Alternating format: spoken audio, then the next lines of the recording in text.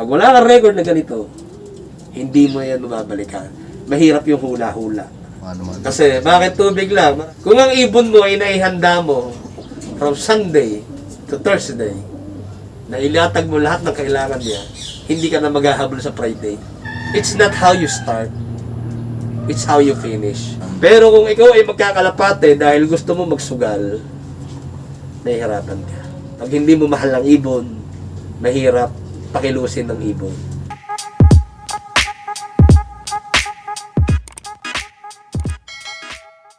So, yan, ganito.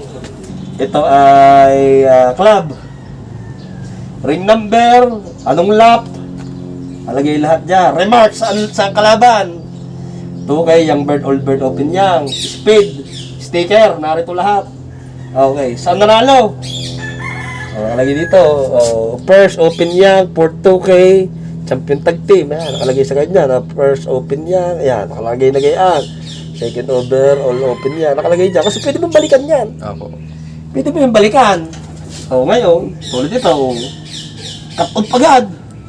Aba, hindi, mag-iisip ka na, break ko pag kaya ito. Ngayon, lalagyan mo na ng asterisk yan.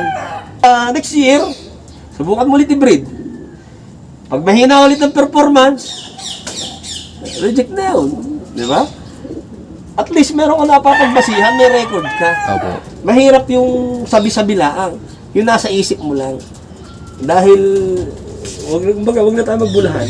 Oo nga Hindi po. naman lahat ng oras tatandaan mo yun eh. Opo. Ngayon, kung wala kang record, sigurado ko sasablay ka na. Ngayon, kung may record ka, pwede mo siyang balikan. Di ba? Yeah, yun ka, may record ka. Gawa ka lang. Simple lang naman. Tapos, ilagay mo sa isang folder. 2021, nabawa, 2024, ilagay mo sa folder na 2024. Sino yung breeder na ginamit mo doon? Ilagay mo din sa folder na yon. Tapos, anong ginawa mo system? Ilagay mo din sa folder na yon.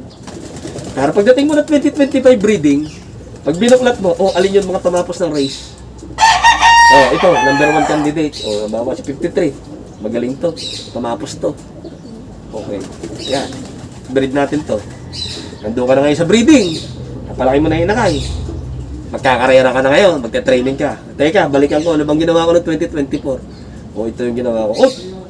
Ito, yung binigay kong gamot na to, tingin ko, sumablay ako dito. Mabaguhin mo ngayon yun. Tapos sa ganitong araw ko yata ibigay. Meron kang basis. May pinanggagalingan ka. Opo. Hindi yung patama. Mahirap kasi, pag ikaw ay nagkakarera na puro patama ang iyong ginagawa. Halimbawa, napanood ko si vlog ni Christian. Ang sabi ay, ganito ang ibinibigay. Pagka first lap ng training, ganito binibigay, gayang-gayang. Without thinking, hindi ka nag-iisip, bakit ba binibigay ni Christian yun? Ang tanong, yung way ba ng pagpapalipad ni Christian ng feeding, same ba kayo? Bakit kailangan mo agad kopyahin? Bakit kailangan mo agad i-apply? Kumbaga, i-develop mo muna yung mindset mo sa iyong sariling loob, yung analysis mo. Ano bang analysis ko sa loob ko? Ang ibong ko, tamad lumipad. Tapos bibigyan ng kung ano-anong mga pampabigat na patoka. Ay di lalo na hindi lumipad. Di ba? Bibigyan ko ng ganitong vitamins niya na hindi naman nasusunog ng ibong ko kasi hindi siya nag-exercise ng husay. Baka mas lalong mapasama. Kasi baka yung kanya binibigyan na ng ganong kagad ng mga multivitamin kasi nasusunog ng ibon niya. Ginagamit ng ibon niya. Naililipad ng husay. Kung sa'yo naman, hindi naman ito naglilipad, baka mas lalong makasama. Kumbaga, case-to-case basis. So, yung may papayo ko is yung analysis, tamang mindset, being vigilant. Lagi ko sinasabi, buong video na yata, sinabi ko na yun. So yun ang kailangan unang ma-develop. Then kung kayo may gustong mapulot na system, pag-aralan nyo. Kung hindi nyo matanong yung tao kung bakit yun ang ginagawa nyo, pag-aralan nyo. Bakit yun ang binibigay niya? I-record mo.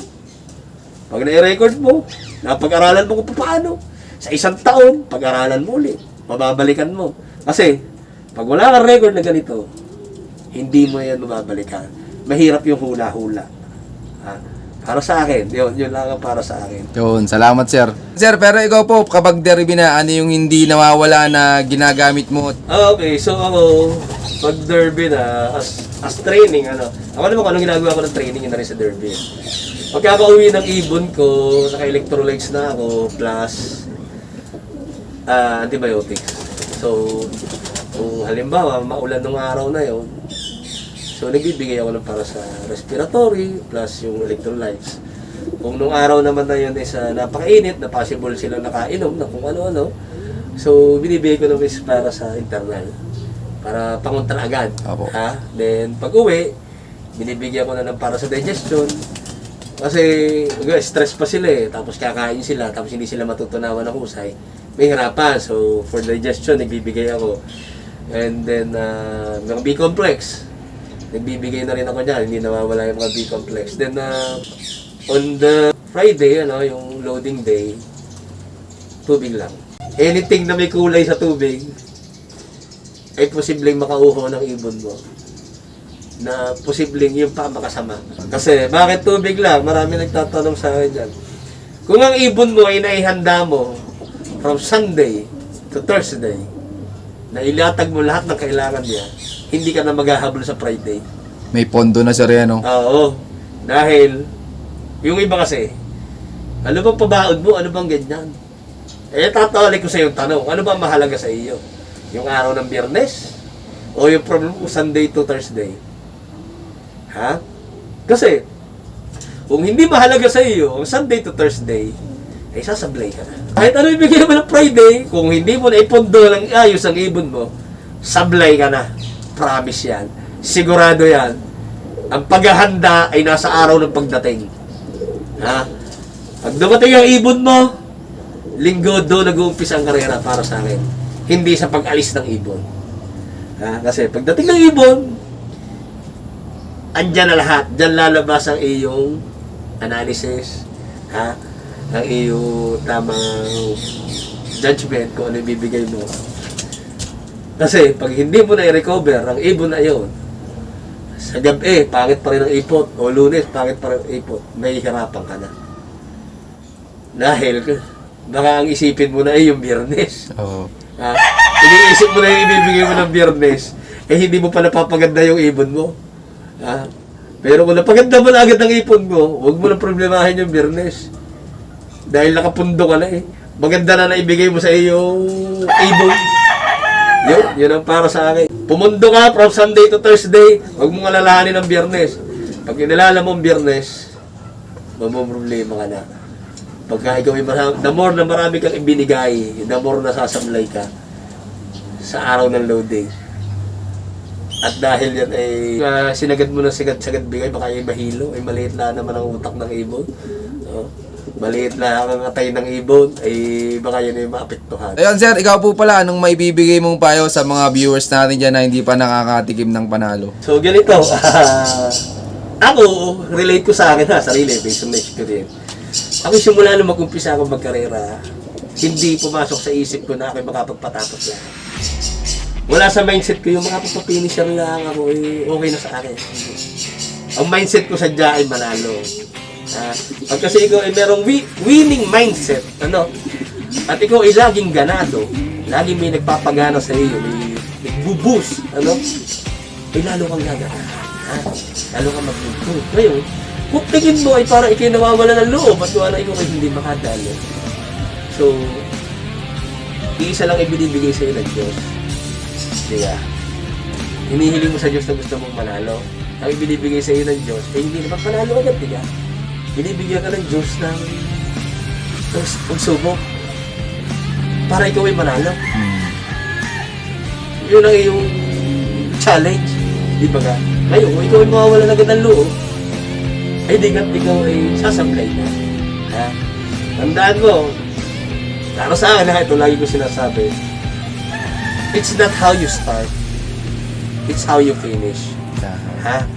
Walang pakialam kung paano ka nag-umpisa, o paano ka gumulong kasama sa laban niyan. Pero paano ka tumapos?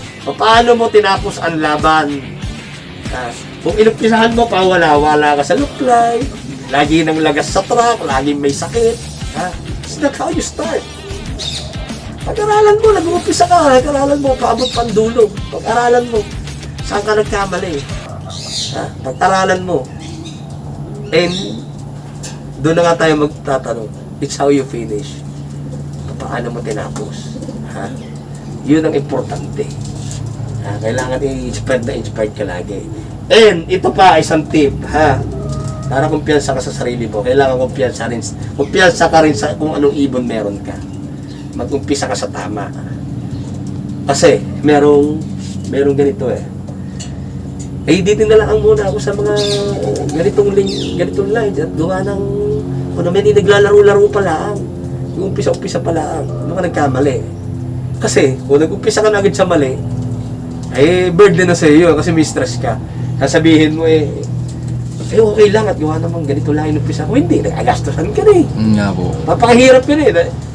Ayun, kahit paano sabihin mo sa akin na ikaw ay naglalaro lang, pustahan tayo, may frustrations ka din. Oo. Di ba? O, asa na lang ako sa bigay ni Darius. Katuwa na may nag-uumpisa lang, gusto ko sumubok. Pero behind your back, ikaw ay napuprostrate pag hindi umuwi.